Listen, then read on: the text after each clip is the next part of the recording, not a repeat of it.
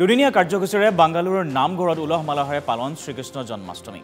শ্ৰীমন্ত শংকৰদেৱ সাংস্কৃতিক সমাজ বাংগালুৰুৰ নামঘৰত পালন কৰা হয় শ্ৰীকৃষ্ণৰ জন্মাষ্টমী। ৫ শতাধিক লোকৰ উপস্থিতিত নাম প্ৰসংগ, কীৰ্তন পাঠ, দিহানাম আদিৰ আয়োজন কৰা হয়। অনুষ্ঠানত এলানি সাংস্কৃতিক কাৰ্যসূচীৰো আয়োজন কৰা হয়। সাংস্কৃতিক অনুষ্ঠানত গুৰু বন্দনা, বিষ্ণু বন্দনা, কৃষ্ণ বন্দনা পৰিৱেশন কৰা হয়। বৰগীত, সত্ৰীয়া নৃত্য আৰু কণ কণ শিশুৰ দ্বাৰা কৃষ্ণ নৃত্য প্ৰদৰ্শন কৰা হয়। অনুষ্ঠানৰ অন্তত সাংস্কৃতিক কাৰ্যসূচীত অংশগ্ৰহণকাৰীক মানপত্ৰ পুৰস্কাৰ আদি প্ৰদান কৰা হয়।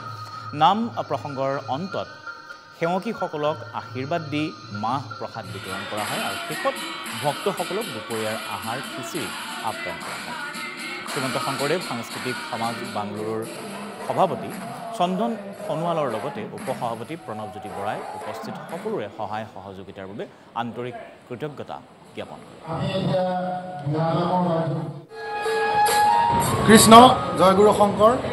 আপোনালোকে সকলোৱে গম পাইছিলে বেংগলোৰত আমি দুদিনীয়া কাৰ্যসূচীৰে জন্মাষ্টমী আয়োজন কৰিছিলোঁ। আজি প্ৰথম দিনৰ কাৰ্যসূচী প্ৰায় 60খন শৰাই দিয়া সেৱকীসকল আহিছিলে। আমি নথৈ আনন্দিত হৈছোঁ। আজি ধুনীয়া এটা সুন্দৰ পৰিৱেশ বাংগালোৰৰ নামঘৰত আজি গঢ়ি উঠিছিলে আৰু অনাগত দিনতো আপোনালোক সকলোৰে এনেদৰে সহায় সহযোগিতা মৰম চেনেহ পাম বুলি আমি আশা কৰিছোঁ।